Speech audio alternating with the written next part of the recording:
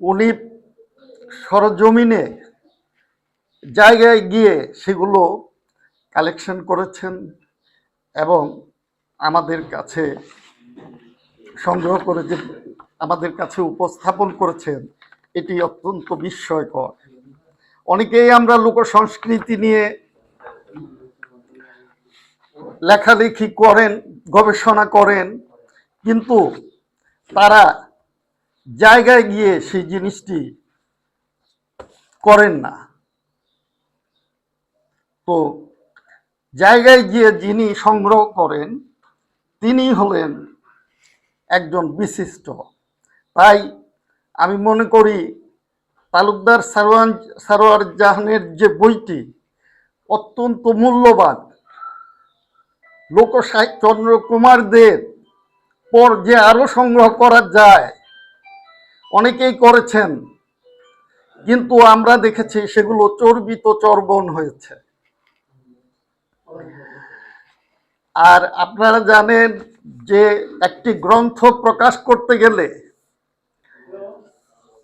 অনেক বিড়ম্বনা আছে। প্রেসে দিলে সেগুলো ভালোভাবে কারেকশন করে না, যেভাবে প্রচ্ছদ করার কথা সেভাবে করে না। লেখক যেগুলো গ্রাফিক্স করে সেগুলো তো লেখক করতে পারে না। তাই তাদের উপরই নির্ভর করতে হয়। আর যদি নিজস্বভাবে সেগুলো করানো হয় তাহলে একটি বইয়ের খরচ প্রায় লাখ টাকার উপরে চলে যায়। এগুলো লেখকদের দ্বারা সম্ভব নয়। এই যে মুদ্রণ প্রমোদ আমরা দেখি যে হয়, এর কারণ হচ্ছে যারা প্রকাশনী তারা সেভাবে কাজটি করেন না। যারা খুব বড় মাপের, যাদের ঢাকায় অবস্থান করেন, রাজধানীতে অবস্থান করেন, তাদের সুযোগ সুবিধা অনেক আছে, কিন্তু প্রান্তিক জনগোষ্ঠী থেকে যারা সাহিত্য চর্চা করেন তাদের সেই সুযোগ সুবিধাটি নেই। আমি বলতে চেয়েছিলাম যে হঠাৎ তালুকদার সারোয়ার জাহান এই বইটি লিখবার আগে আমাকে পাণ্ডুলিপিটি দেখিয়েছেন। আমি তার উনি বললেন যে আপনি কিছু লিখে দেন। আমি এইসব প্রয়োজন বোধ করি না, কারণ একজন লেখক সেই তো সবচেয়ে বড় পরিচয়। আমার পরিচয়, আমি তার সম্পর্কে লিখলাম, সেটা আমি আলাদাভাবে একটা পত্রিকার জন্য সমালোচনা লিখতে পারি, কিন্তু লেখকের জায়গাটায় যে মুখবন্ধ আমি লিখলাম এটা ঠিক না। যেটা সাদত হাসান মান্টু তার জায়গায় বলে একটা লেখায় বলেছিলেন, এটা হাস্যকর ব্যাপার। কারণ লেখকই তো সব, যার বই তিনি একটা মুখবন্ধ লিখতে পারেন, তবু আমরা কিছু নামকরা মানুষ দিয়ে এগুলা করাতে চেষ্টা করি। যাকে এটা একটা ট্র্যাডিশনের বাইরেও আমরা যেতে পারি না, যারা যেতে পারে এটা ভালো।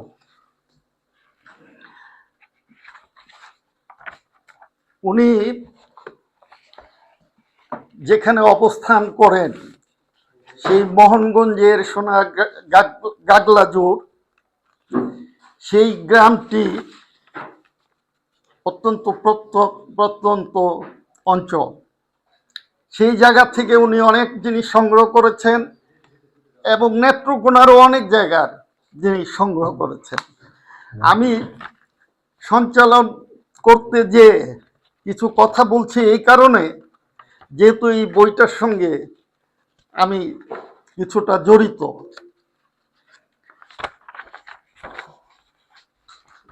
প্রিন্টিং এর ব্যাপার তো দোষ লেখকের না, যে প্রকাশনীর আরো ঝরঝরে ছাপা উচিত ছিল।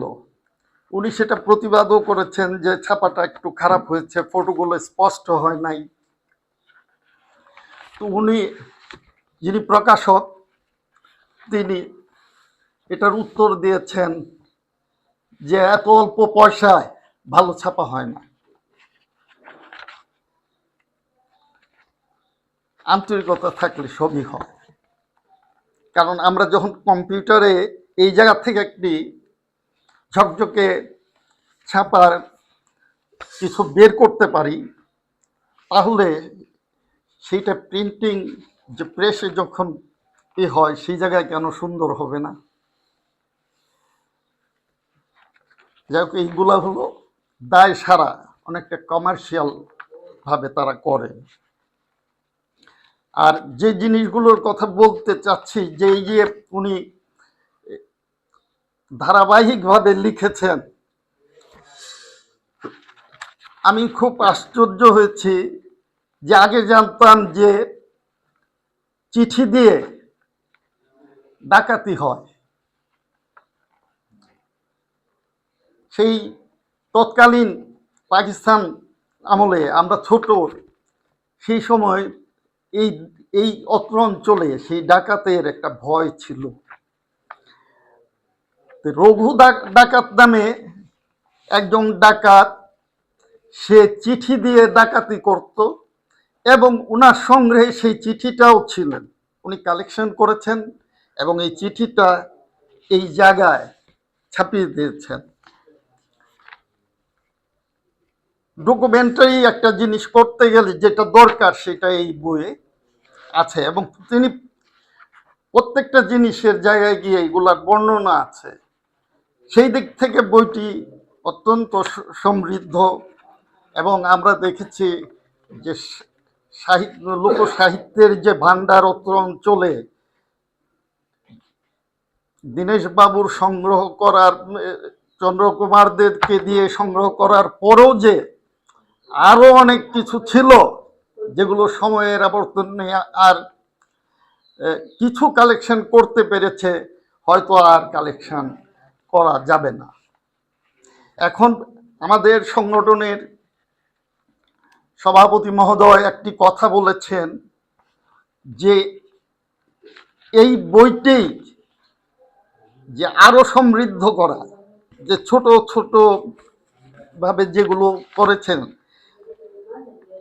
সেই একটি শেষ সংস্করণ, যে বড়ভাবে সেকেন্ড এডিশনটা যেন ওনার আরো বড় হয়, আরো আরো উনি পরিশ্রম করেন, তথ্যবহুল হয়, তাহলে এটার সার্থকতা আসবে। আর আমি এই সময় মনে করি যে আর লোক সাহিত্যের উপর আমরা কোনো উল্লেখযোগ্য কোনো পালা আমরা আর পাব না। কারণ দীনেশবাবু ছিলেন অত্যন্ত সুশিক্ষায় শিক্ষিত, সুসাহিত্যিক, গবেষক। উনার হাতে ময়মনসিংহ গীতিকার সংগ্রহের পালাগুলো যাওয়ার পরে উনি যেভাবে সেটা সম্পাদনা করেছেন, যার ফলে বিশ্ব সাহিত্যে এই সম্পাদনাটাই এত গুরুত্ব।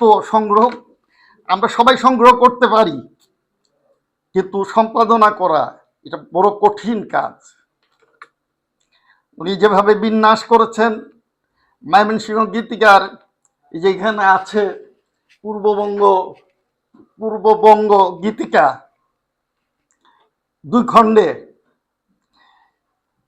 এর এত সমৃদ্ধ কালেকশন আমাদের এই অত্র অঞ্চলকে যে ফুটিয়ে তুলেছেন, আমরা এটা গৌরব করতে পারি যে ময়মনসিংহ গীতিকা নিয়ে। যদিও ময়মনসিংহ গীতিকা, কিন্তু তার উল্লেখযোগ্য যে পালা, যে মানবিক দিকগুলো যে প্রস্ফুটিত হয়েছে, আমরা এই জায়গায় সেগুলো লক্ষ্য করতে পারি। যেমন মলুয়া যে পালাটি দেওয়ান জাহাঙ্গীরপুর দেওয়ানবাড়ির দেওয়ান জাহাঙ্গীর সাহেবের সঙ্গে মলুয়ার যে সম্পর্ক, সেটা চিত্রায়িত হয়েছে, যেগুলো বিশ্ব দরবারে নন্দিত হয়েছে। আলোচনা অনেক দীর্ঘ করে ফেলেছি, যে একজন সঞ্চালক হিসাবে এতটুকু আলোচনা করা দরকার ছিল না। তবু এই কারণে করলাম যে বইটি যেহেতু আমি নিজে দেখেছি, তার একটা জায়গায় আমি লিখেছি এরকমভাবে যে ওনার কিছু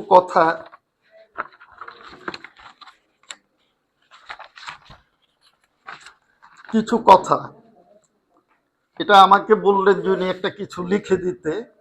তা আমি সেই সময় অল্প কথা একটা জিনিস লিখেছি, কিছু কথা বলেছিলাম, লিখেছিলাম, সেটা একটু পড়ছি। এ যেন মুক্তোর খোঁজে ঝিনুক কোরানো। ৮০-র দশকের মাঝামাঝি থেকে এই নিরবিচ্ছিন্ন প্রচেষ্টা। লোকসাহিত্যিক তালুকদার সারোয়ার জাহান আরিফিন এক বহুমাত্রিক প্রতিভা। তিনি একধারে কবি, গীতিকার, গল্পকার, সর্বোপরি একজন লোক গবেষক ও সংগ্রাহক।